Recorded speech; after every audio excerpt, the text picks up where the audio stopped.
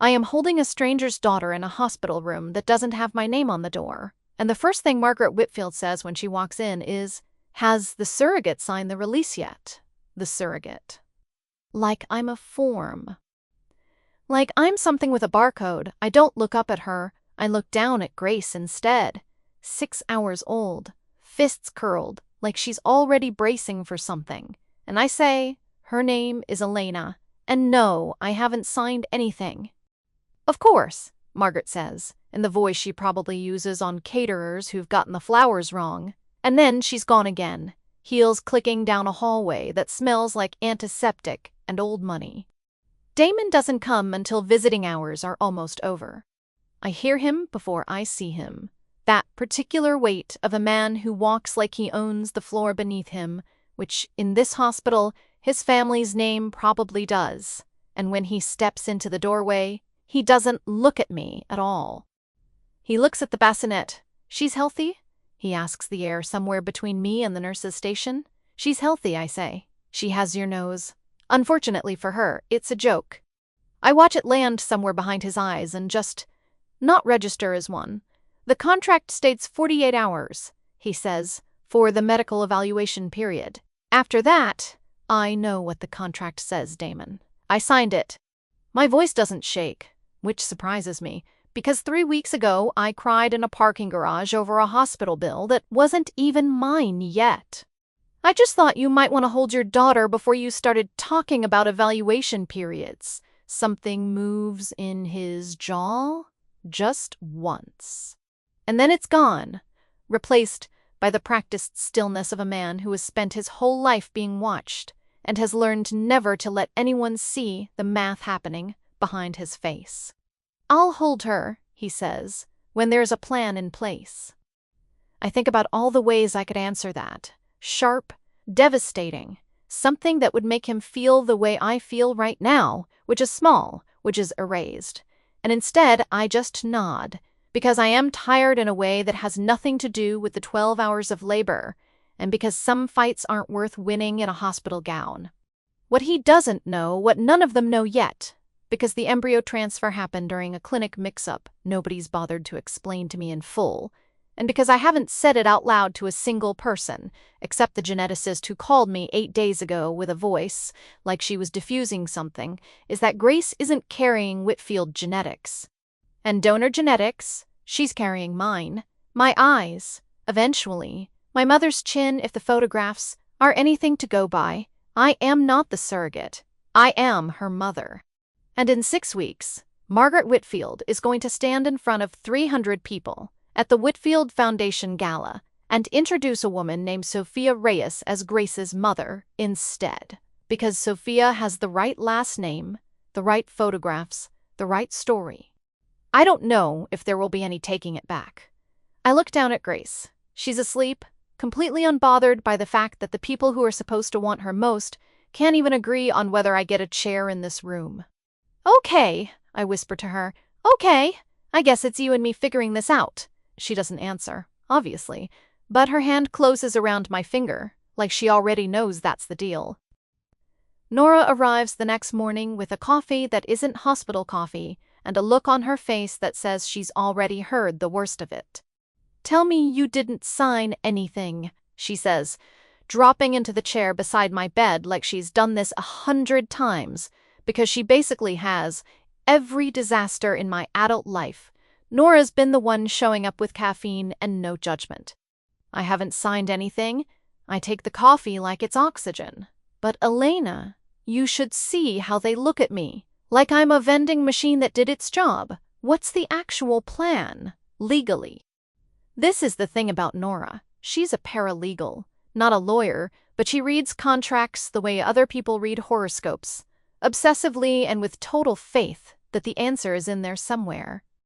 I hand her the folder Damon's assistant left on my table this morning, official as a death notice. She reads in silence for almost 3 minutes. I watch her face do the thing it does when something's wrong, a tightening around the eyes, like she's bracing for a hit she's not going to let land on me instead. "Elena, this contract has a postpartum review clause, 45 days. During that window, they can offer a buyout for full relinquishment of parental rights. She looks up. Did anyone explain that to you when you signed? They explained the money part. My stomach is doing something cold and slow. I needed the money part, Nora. My mom's surgery. I know. Her voice softens. I know what you needed it for. I'm not asking you to defend it. She taps the page. I'm telling you that you have 45 days to either walk away with a check or fight for something real. And whatever Margaret Whitfield's doing, and I promise you she's doing something, it's going to happen inside that window. People like her don't leave gaps. There's a gala, I say slowly. In 6 weeks, Damon's assistant mentioned it like I was supposed to already know. Some woman named Sophia is going to be there. Nora's quiet for a second. You know her? Everyone in this city knows her. Her family is old money, older than the Whitfields, actually, which probably matters to Margaret more than anything else does. Nora sets the folder down like it's suddenly heavier. If they're planning to introduce her at a gala as the baby's mother, Elena, that's not a rumor problem. That's a story problem. Once enough people believe a story, it doesn't matter what's true anymore. I think about the way Margaret said the surrogate like it was a job title, not an accusation. I think about how easy it would be for a woman with that kind of money to make that title permanent, not through any lie that could be disproven, just through volume. Just through repetition, said in the right rooms to the right people, until it became the version everyone remembered. I need a lawyer, I say. A real one. You need a lot of things. Nora squeezes my hand. But yeah, that's first. I look over at the bassinet. Grace is awake now, eyes the unfocused blue-gray of every newborn, staring at the ceiling like it owes her an explanation, too. They don't get to decide what's true, just because they say it loudest, I tell her. I'm not sure if I'm talking to Grace or to myself. No, Nora says, but they will try. So we start now. The geneticist's name is Dr. Patel, and when she calls again, 11 days after Grace is born, while I'm sitting in my apartment doing the math on formula prices for the 4th time that morning, her voice has the careful, over-enunciated quality of someone who has rehearsed what she's about to say. Miss Marchetti, I want to walk you through the embryo transfer records again, because I think there's something the clinic should have disclosed to you and Mr. Whitfield both, and didn't. Okay, I sit down on the edge of my bed. During your retrieval cycle, there was a labeling error. The embryo transferred wasn't the donor-sourced embryo specified in your surrogacy agreement. It was created using your own egg, retrieved during a separate procedure you'd consented to for unrelated reasons, and Mr. Whitfield's sperm sample from the same cycle. A pause. Grace is your biological daughter, Ms. Marchetti. Genetically, in every sense that matters medically. I'm sorry this wasn't caught sooner. I don't say anything for a long moment. Outside my window, a delivery truck is idling, its engine doing that low diesel rattle that you stop noticing until a moment like this makes everything too loud. Does Damon know? I finally ask. I'm required to disclose this to both intended parents. I'm calling him after this call. After we hang up, I sit very still and feel something move through me that isn't relief exactly. It's closer to vindication, except vindication implies someone apologizing, and nobody has apologized to me yet. It's just fact, now, cold and undeniable and mine. I am not a surrogate who carried someone else's child out of financial necessity. I am a mother. I always was. I just didn't know it, and neither did the people who've spent 2 weeks calling me the surrogate. Like the word could keep me at arm's length from my own daughter. My phone rings 40 minutes later. Damon. I almost don't answer. Then I think about Grace, asleep in the other room in the second-hand bassinet. Nora helped me carry up 3 flights of stairs, and I pick up. Elena. His voice is different. Not warm, not yet, but different. Like something's cracked open in it that wasn't there in the hospital room. Dr. Patel called me. I figured she would. I need to see you. And Grace, You've seen Grace. You stood in a doorway and asked about evaluation periods. A long silence. I can hear him breathing on the other end, and for the first time since I've known him, it doesn't sound rehearsed. I was wrong, he says. I don't know how to do this part. The fatherhood part. I've never been good at the parts that aren't already written down for me. Another pause. But she's mine. And apparently she's more mine than I understood. And I want to come see her, if you'll let me. I look toward the bedroom where I can just hear the small static of Grace shifting in her sleep. Tomorrow, I say. Not tonight. I need tonight. Okay. Something in his voice loosens just slightly, like he expected to be told no entirely. Thank you. I hang up and sit with the quiet of my apartment, and for the first time in 2 weeks I let myself cry.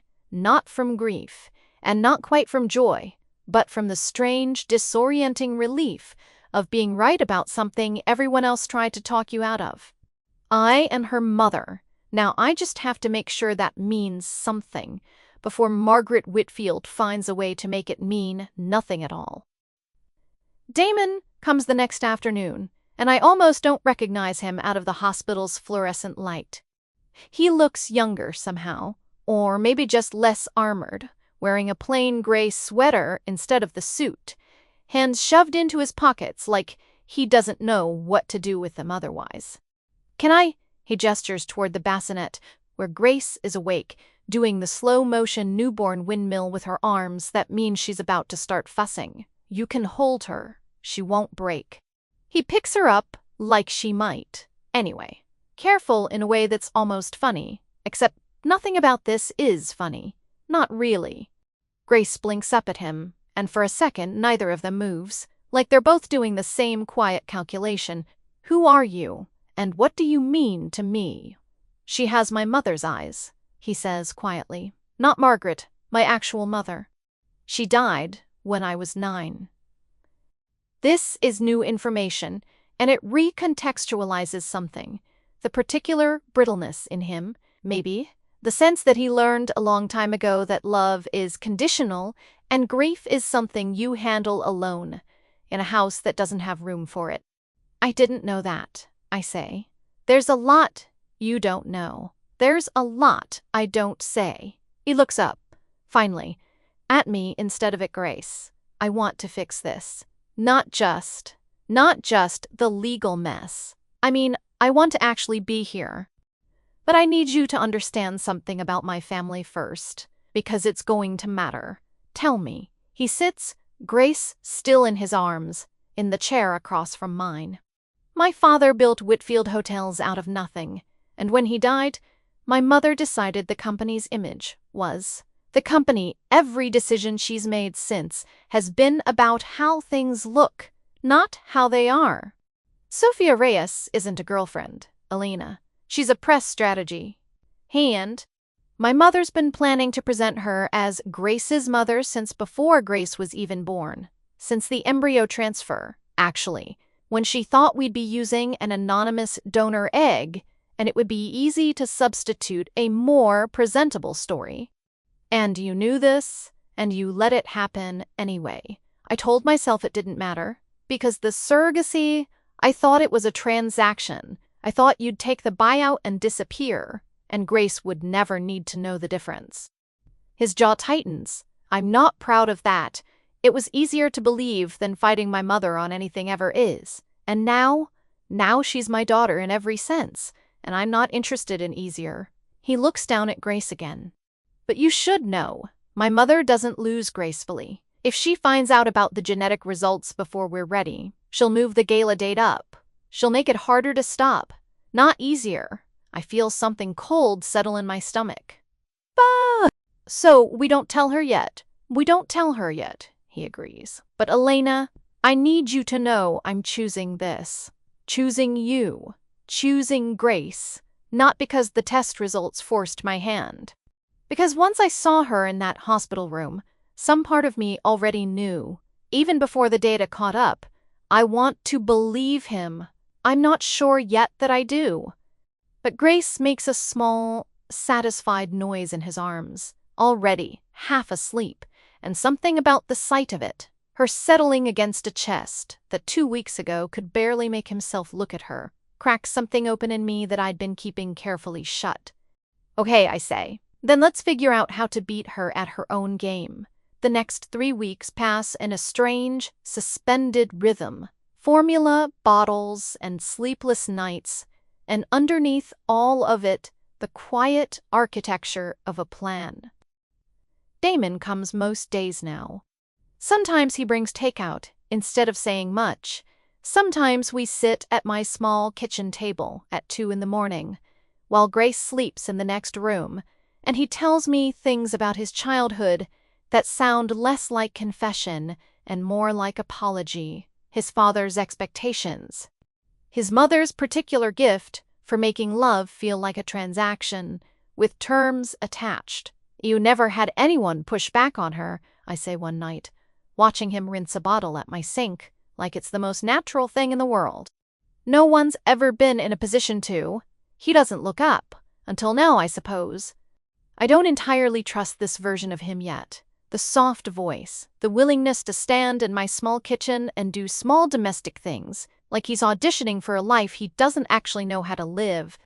But I notice the way Grace's hand finds his finger in her sleep, the same way it found mine that first night, and I let myself believe, just a little, that this might be real.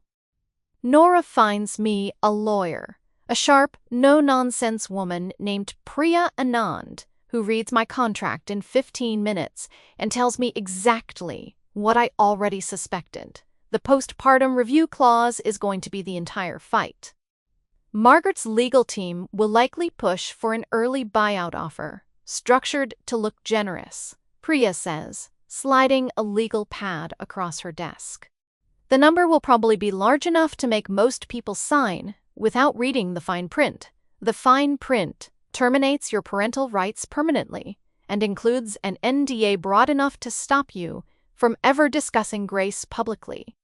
Including, she adds, to Grace herself someday, should she come looking. They'd really do that. They've done it before. Different family, similar arrangement, 4 years ago. The woman took the money. She also can't talk about it, which is why you've never heard the story. Priya taps the contract. Here's the good news. You've got the genetic test results, and you've got the 45-day window. If you don't sign anything, and you can demonstrate active, ongoing parental involvement during that window, you have grounds to contest any unilateral custody decision in family court. The contract doesn't override biology, not in this state. So I wait, you wait, and you document everything, every visit, every hour, every decision made together. And you make sure that when the offer comes, because it's coming, you have somewhere to be that isn't alone in a room with Margaret Whitfield's lawyers. I think about the gala. 6 weeks becomes 5 becomes, I do the math, 3.5. What about the public side of it, I ask. If Margaret introduces Sophia before any of this is settled, then you'll be fighting 2 battles instead of 1. A legal one and a public one. And the public one is harder to win after the fact, because people remember the first story they hear, not the corrected one. Priya looks at me steadily. I'd encourage you to think about whether there's a way to make sure the right story gets told first. That night, I don't sleep. I sit at my kitchen table with Grace asleep against my chest, and I think about Margaret's voice in the hospital room. Has the surrogate signed the release yet? And I think about the fact that the entire architecture of her plan depends on one thing, that I have nothing of my own. No platform, no leverage, no story that anyone outside this apartment would ever hear. So I start building one. I used to work in hospitality marketing, before the layoffs, before the medical bills, before any of this. I was good at it, good enough that 2 former colleagues still email me sometimes asking if I want freelance work I never have the bandwidth to take. I have bandwidth now. I have something else too, an unbearable, focused clarity that comes from being underestimated by people who assumed I'd disappear quietly. I start small. A blog, at first, not about Grace. Not yet. Nothing that breaks any NDA I haven't signed, but might someday need to navigate around. Just essays about motherhood, about the surrogacy industry, about the particular cruelty of contracts, written by people who've never had to choose between rent and a hospital bill. I write well, I always have. People start reading. One essay about the language used to describe women in surrogacy arrangements, the quiet dehumanization of words like the carrier, the vessel, the surrogate used as a noun instead of a role, gets picked up by a parenting publication with 500,000 subscribers. Then a women's interest site. Then, 2 weeks later, a producer from a daytime show emails asking if I'd consider a short interview about ethical gaps in surrogacy contracts, careful to keep it general. Nothing identifying. I say yes.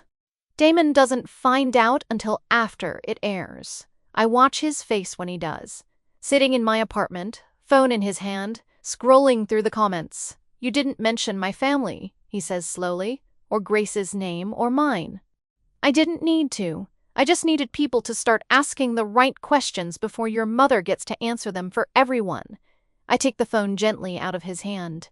"Damon, I'm not trying to blow up your life. I'm trying to make sure that if this becomes a public conversation, it isn't one where I'm a footnote in someone else's story." He's quiet for a long moment, and I watch something work itself out behind his eyes, something that looks for the first time like respect instead of guilt. "My mother's going to see this," he says. "I know. She's going to move faster." I know that, too. I sit down across from him, Grace asleep, in the bassinet between us. But Damon, she was always going to move faster the moment she found anything threatening. The only difference now is that I'm not standing still waiting for it to happen to me. He studies me for a long moment, and something in his face shifts. Not quite a smile, but close. "You're not what I thought you were when I met you," he says. "I know exactly what you thought I was. You called me the surrogate to my face in a hospital room." He winces. "I deserved that." "You did." But I say it without heat, because somewhere in the last 5 weeks, the anger has started making room for something more complicated. Not quite trust, but it's early architecture. "Eat something. You look like you haven't slept since Tuesday." He laughs, a real laugh. Short and surprised, like he forgot he still had one. "Neither have you." "No, I agree. But I have a better reason." Margaret Whitfield comes to my apartment on a Thursday, unannounced, in a coat that costs more than my rent, and the first thing she does is look around my small living room like she's pricing the furniture for a tax write-off. "Elena," she says, like we're old acquaintances instead of 2 women who've spoken 3 times, all of them hostile. "I think it's time we talked, woman to woman." "There's no woman-to-woman version of you, Margaret. There's just the version with an audience and the version without one." "Which one is this?" Her mouth tightens, just slightly. "I have an offer, a generous one. $2 million, full medical coverage, reimbursement, and complete discretion on all sides. In exchange, you sign a release of parental claims and a standard confidentiality agreement." Standard, I repeat. Priya tells me it's anything but standard. Something flickers in her face, the first genuine surprise I've seen from her. She didn't expect me to have a lawyer who actually reads things. "You understand," she says, recalibrating, "that fighting this will be expensive, public, and ultimately futile. The Whitfield name carries weight in this city that you simply don't have access to. I didn't 3 weeks ago." I keep my voice level, the way Priya coached me to. "Have you read anything online lately, Margaret? About surrogacy contracts? About the language people use to talk about women like me?" The flicker again, sharper. This time, "That was you." That was me. No names, no identifying details, just the truth. In my own words, reaching exactly as many people as I needed it to reach. I lean forward. "You built your entire plan around the assumption that I had no platform and no story of my own. I'd encourage you to update that assumption before the gala, because right now, the only story circulating publicly is the one I'm telling, and it's a sympathetic one. Yours hasn't even started yet. You think the public cares about a surrogate's feelings over a family's legacy? I think the public has gotten very interested, very recently, in exactly that question. And I think you have 6 weeks left to decide whether you want to be on the side of that story that looks compassionate, or the side that looks like exactly what you actually are. For the first time since she walked in, Margaret doesn't have an immediate answer. She looks at me the way you'd look at a calculation that suddenly produced the wrong number. Not panicked, not yet, but recalculating.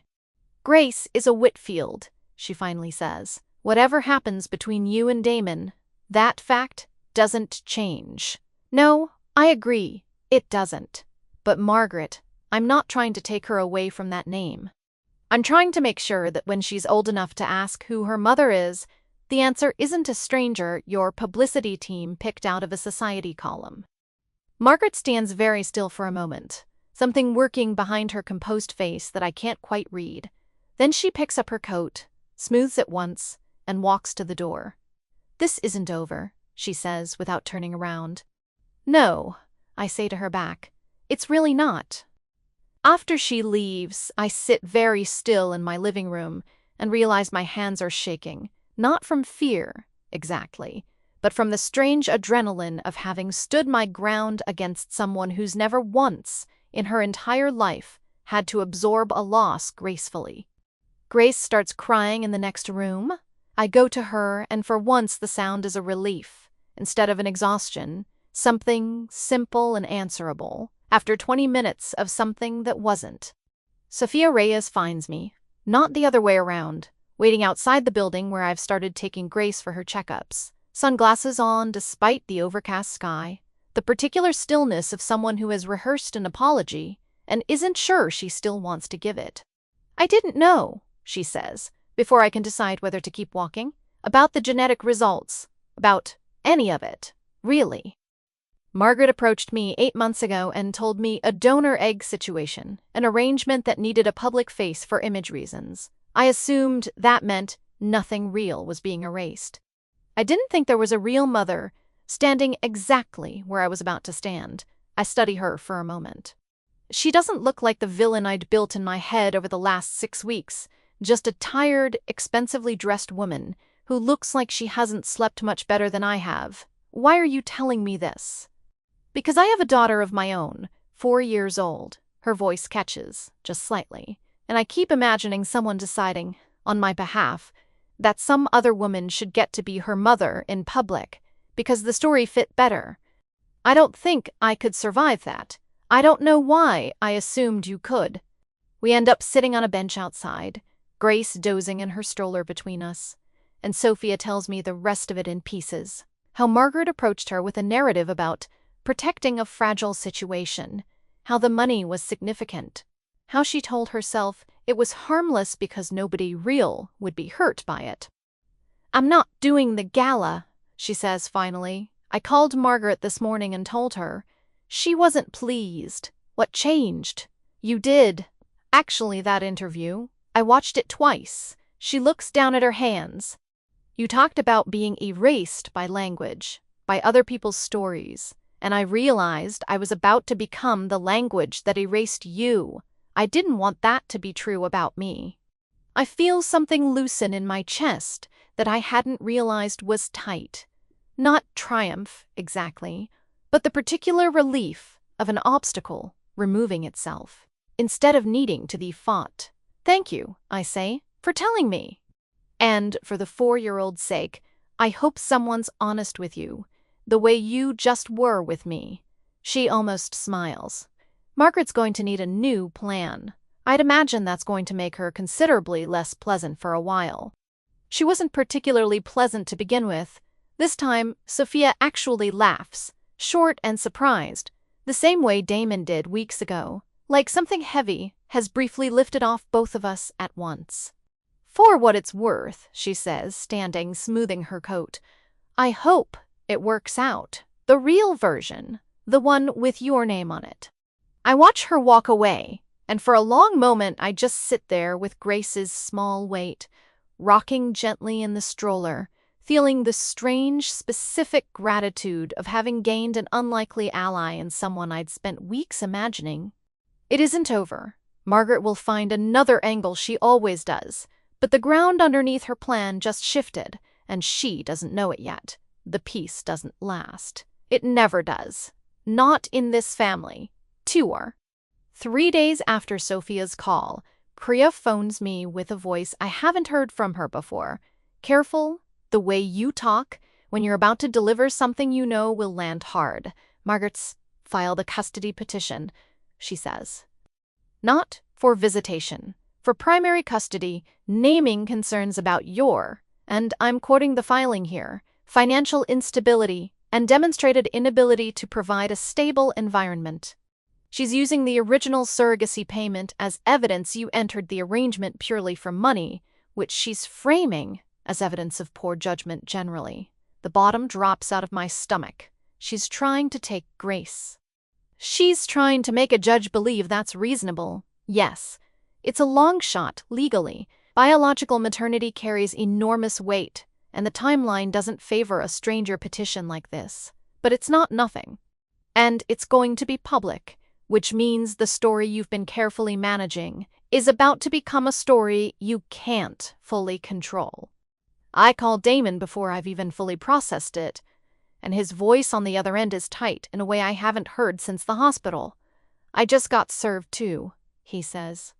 She's named me as a co-respondent, arguing I'm an unfit custodial parent by virtue of association, that my judgment in this entire situation raises questions about my own fitness. A pause. Elena, she's not bluffing. She actually believes she can win this. Can she? I don't know anymore. I thought I understood the absolute floor of what my mother would do, and she just kept digging. His voice cracks. Just slightly, in a way I've never heard from him before. I'm sorry. I should have seen this coming, and I didn't, because some childish part of me kept hoping she'd stop somewhere short of this. That night, I sit in Grace's nursery long after she's asleep, just watching the small rise and fall of her breathing, and I let myself feel, fully, how close this came to looking like a resolution, the interview, Sophia. Margaret's retreat from my apartment looking, for one single afternoon, like an admission of defeat. It wasn't a resolution. It was the eye of something larger. I think about everything Priya told me weeks ago. Document everything. Demonstrate active involvement. Make sure the right story gets told first. And I realize the only thing I haven't fully used yet is the one thing Margaret never anticipated I'd be willing to risk my own name. Fully attached. No more careful anonymity. I pick up my phone and call the producer who did my interview. I want to do a follow-up. I say on the record. My name, my face, the Whitfield name attached. All of it. There's a pause on the other end. That's a significant escalation from what we discussed before. I know. But I think it's time the right story actually finishes being told, instead of just starting. The second interview airs 9 days before the gala, and it changes everything fast. I sit across from the same interviewer, no careful omissions this time, and I tell the truth in full. The surrogacy contract signed out of desperation, the labeling error that made Grace my biological daughter, the moment in the hospital room. The custody petition filed, not because I was unfit, but because I refused to disappear quietly. I'm not trying to humiliate anyone, I say. Near the end, looking directly at the camera the way the producer coached me to. I'm trying to tell the truth before someone richer than me gets to rewrite it. My daughter deserves a version of her own beginning that isn't a press strategy. The response is immediate and larger than I expected. Within a day, the clip is everywhere. Not just parenting circles this time, but business press, gossip columns, even a segment on the Whitfield Hotel stock dip that follows 2 days later when 3 major investors quietly express concerns about brand reputation amid ongoing family matters. Margaret calls Damon, not me, screaming, by his account, in a way he's never witnessed from her before. About ruin, about legacy, about how dare she. She's not used to losing the narrative, Damon tells me that evening, sitting in my kitchen with his head in his hands. She's never had to absorb being the villain in someone else's story before. She spent her whole life making sure she was always the one writing it. How is she taking it? Badly. She's threatening to escalate the custody, filing into something uglier. But Elena, he looks up, and there's something steadier in his face than I've seen since the hospital. The board's getting nervous. 3 investors have already called my office today, not hers. They're starting to see her as a liability instead of an asset, and once that calculation flips for people like that, it doesn't flip back easily. What does that mean for us? It means, I think, for the first time in my life, my mother might actually need something from me instead of the other way around. He reaches across the table slowly, like he's not sure if he's allowed to, and takes my hand. I told her this morning that if she doesn't withdraw the custody petition and publicly state the gala plans have changed, I'll be making a statement of my own about all of it, including her original plan with Sophia. And if she calls your bluff, it's not a bluff. His grip tightens, just slightly. I spent 32 years letting her decide what mattered more than the truth. I'm done doing that, whatever it costs.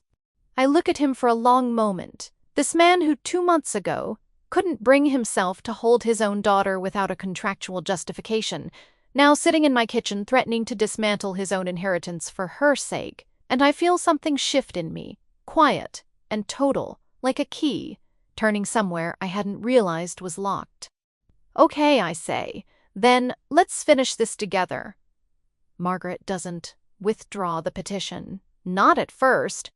What she does 3 days before the gala is request a meeting, not at my apartment this time, but at the Whitfield family home, a house so large it has its own particular silence, the kind that comes from rooms never quite getting used.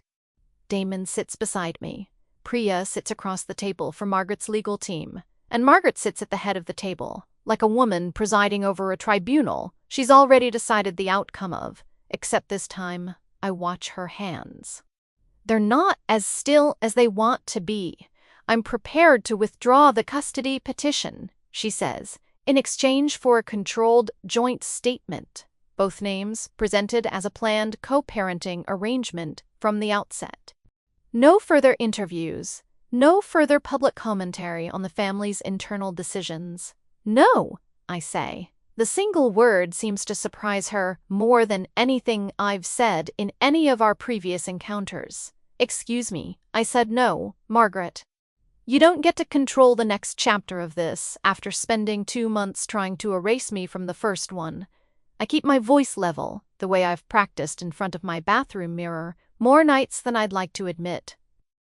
Here's what I'll agree to instead. You withdraw the petition, unconditionally, today. You make a public statement, your own name on it, not mine, acknowledging the gala plans have changed and that the original announcement misrepresented the family's situation. And you never refer to me as the surrogate again, to my face or anyone else's, because I am Grace's mother, and we are well past the point where that's a debate. And if I refuse, then the interview I already filmed for next week airs on schedule, and it covers the custody petition itself, the timeline, the language in the filing, all of it. I think the investors who called Damon's office this week will find that even more interesting than the first 2 segments. I let that sit for a moment. I'm not bluffing, Margaret. I think you've finally figured out that about me.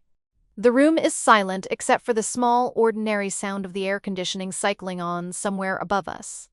Margaret looks at Damon, searching, I think, for the version of her son who would have once sided with her by reflex.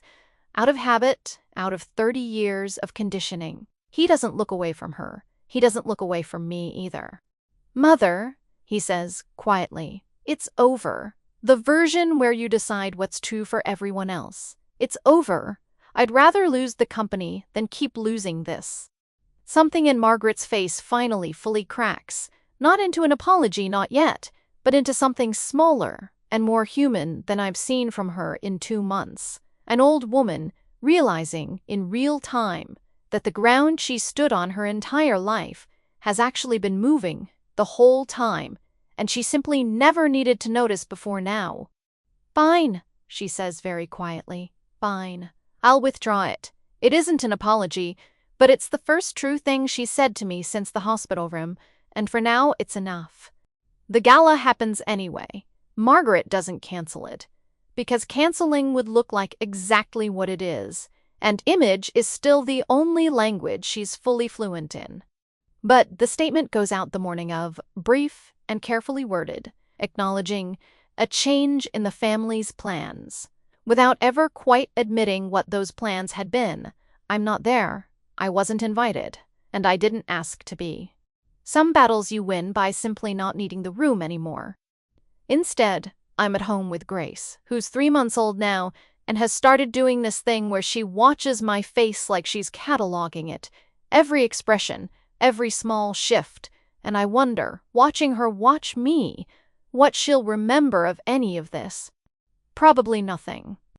Probably she'll just grow up knowing she has a mother who fought for her and a father who eventually learned how, and the specific architecture of the fight will fade into something she only half knows, a story repeated at family dinners with the sharp edges gradually sanded down. Damon arrives a little after 9, tie already loosened, looking like a man who's spent an entire evening holding his spine very straight in a room full of people deciding what to believe about him. "How was it?" I ask. Quiet, tense. My mother gave a 4-minute speech about the Foundation's new children's health initiative and never once mentioned Grace by name. He sits down across from me, exhaling like he's been holding his breath since March. "Sophia came. She found me at the bar and told me to tell you she's glad it's over." Is it over? He considers this for a long moment. The petition's formally withdrawn. The joint custody filing Priya drew up is in process. Real custody. Elena, not contingent on anyone's goodwill. My mother and I aren't. We're not fixed. I don't know if we ever fully will be. But she knows now that there's a line and that I'll hold it. And I think that's the most either of us has ever managed with her. He reaches into his jacket pocket and takes out something small. A thin gold bracelet. Plain, almost severe in its simplicity. This was my mother's. My actual mother's. Not Margaret, the one who died when I was 9. He turns it over in his hands. "I want Grace to have it eventually, but I wanted you to hold on to it until she's old enough to understand what it means. I think you're the one who should decide when that is, not me. Not anyone else who thinks they know better than the people who actually love her." I take the bracelet, the metal warm, from his pocket, and something in my chest gives way completely. Not the held-together composure I've been maintaining since a hospital room 2 months ago, but something looser, something that finally believes it's allowed to rest. "Damon, yeah? Stay for dinner. Nothing complicated. Just stay." He almost smiles. The real one, the one that took weeks to surface the first time. "Yeah, I'd like that." Grace makes a small, insistent noise from her bouncer in the corner, the universal newborn demand for attention, and as I get up to lift her, she does something she's never quite managed before, her face arranging itself into something unmistakable, reaching toward me with both arms. "Mama," she says. Not quite a real word yet, more sound than meaning, the kind of thing every parent half imagines before it actually happens. But it happens.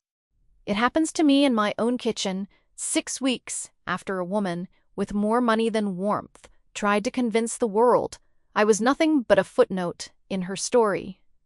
Damon goes very still. She said it to me. I lift Grace, feeling the small, solid weight of her settle against my shoulder, exactly the way she did that very first night, except everything underneath that weight has changed completely. First, he laughs, really laughs, the sound filling my small kitchen in a way that makes it feel, for the first time, like a home, instead of a holding pattern, and reaches over to brush his thumb once, gently, against the gold bracelet still looped around my wrist. "Yeah," he says, quiet now, certain in a way I don't think he's ever let himself sound before. First, exactly as it should be. I look down at Grace, who has already lost interest in the moment and is reaching for my collar instead, utterly unaware that she just answered, in 2 small syllables, every question anyone spent 2 months trying to ask on her behalf. I don't look back toward the door, or the city outside it, or the version of this story where I took the money and disappeared. I just hold my daughter, in the kitchen, that's ours, and let the rest of it finally, quietly, settle into place.